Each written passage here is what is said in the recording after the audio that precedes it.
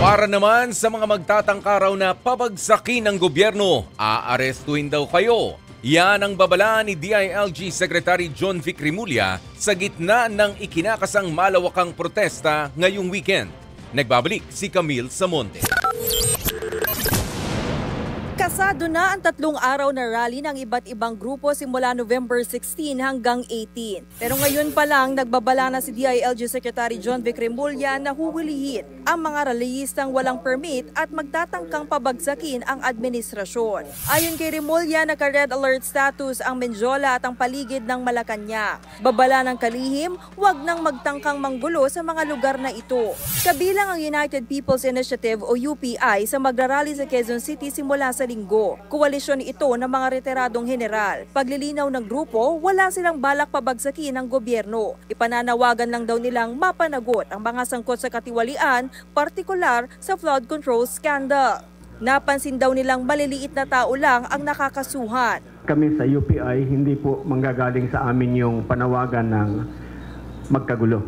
Gusto po namin tahimik. Kaya kung sasabihin po natin, lumaban tayo, hindi po namin sinasabing lumaban tayo para gibain natin ang pamahalaang ito. Bahala sila sa kanila. Ang sa atin, gibain natin, labanan natin ang katotohanan, ipagtanggol natin ang ating mga mamamayan.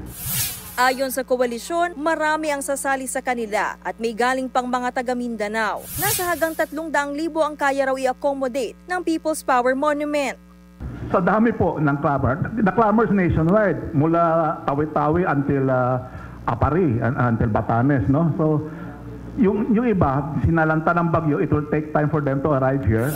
May 3 araw na rally rin ng Iglesia ni Cristo at ibang evangelical groups sa Luneta sa Maynila. At dahil nagkarayot sa malawakang protesta noong September 21, ngayon naghahanda ang DOJ para sa mga kakasuhan sakaling magkagulo uli. I hope that it doesn't happen, but where it happens, we have our prosecutors ready on standby. Not only in Manila, but in areas, I believe Quezon City is also a possible area where rallies will be held. So we just want to make sure that in the event that there will be any forces who will try to disrupt, no, or to create any chaos during the said event, we will be ready to handle these cases.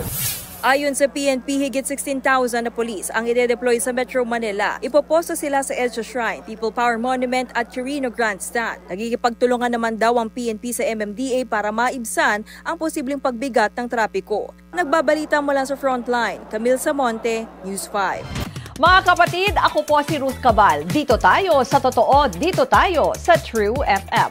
Mag-follow at mag-subscribe din po kayo sa aming social media accounts at True Network PH. Diyan po yan sa aming X na dating Twitter, sa FB, sa Instagram, sa YouTube, sa TikTok at sa mga podcasts. At syempre, tutok din po kayo sa Signal True TV Channel 19.